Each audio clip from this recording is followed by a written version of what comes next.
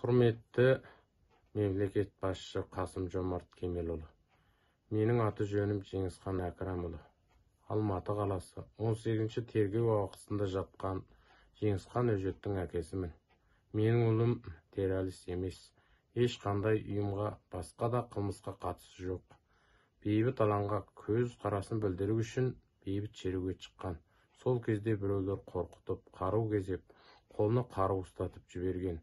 Ол қарудан ешқандай оқ атылмаған. Қасым-Жомарт Кемелұлы, біз сізден осы балаға араша түсуіңізді сұраймыз. Жақында өзіңіз сұхбат бергенде, жаңа Қазақстан, әділетті Қазақстан құрылатынын, осы қаңтар оқиғасына байланысты әділетті тергеу болатынын, соттың әділ болатынын айтып едіңіз. Біздің баламызға әділетсіз үкім шығарып отыр. Осы іске араласуыңызды сұраймыз. Соттың әділетті үкім шығаруын қалаймыз.